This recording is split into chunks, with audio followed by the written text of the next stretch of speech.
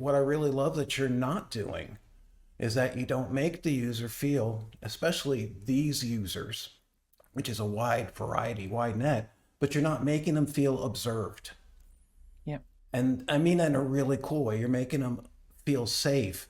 And that's such a not only hard thing to do, but if I'm a new user, sort of walk me through how I've just heard about you. Is it the tone, the language, the resources? I know you can't say what exactly it is, but what's sort of the mix that develops that really cool trust, which is just so awesome. Now you're asking for the secret sauce. I'm just saying. Yes, I am.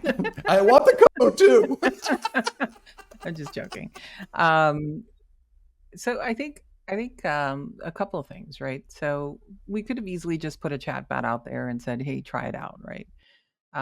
But as I mentioned before, we are very much survivor focused, and what that means is we in everything we do, we try to take into account a couple of things. Is how would this make me feel if I was the one asking these questions? And I think we need to be able to have it respond in such a way that feels like you're talking to a friend more than a doctor, right?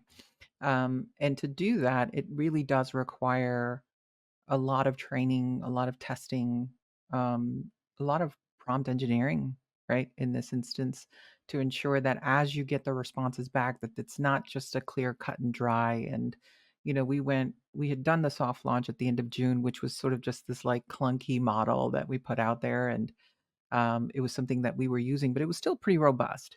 But we learned a lot from the time we soft launched to the time we got to our hard launch, which was mid September, that there were certain ways that it was responding that just didn't make sense, right? And our goal was really to try to make it to where the language barriers could be broken down, which is one of the bigger issues that we deal with in this space, right? Is not being able to support immigrants who may not speak the same language as us. And the second piece of it was really to make sure that we're always making sure the end user feels safe. And that is really, with the questioning, the way it questions, what it's asking for, and just making sure that safety planning is sort of the mindset almost that this AI has, so that you're not encountering some major issues as part of the dialogue that you have with it. So, you know, I could say it's all just in prompt engineering. It isn't. It is prompt engineering. It's testing and validating. It's making sure that the LLM model that you're using is actually responding the way that it is. Like we tested, I think it was 3 different models that we tested, but I think it was important to make sure that we picked the right large language model, right? And for us, we landed on Anthropic because we felt that was the most robust model that we could find with the responses that it was giving and the way that we would be able to tailor it. So, you know, will we change down the line if we find a better model? Sure. We've built our backend in such a way that we can switch it out at any time.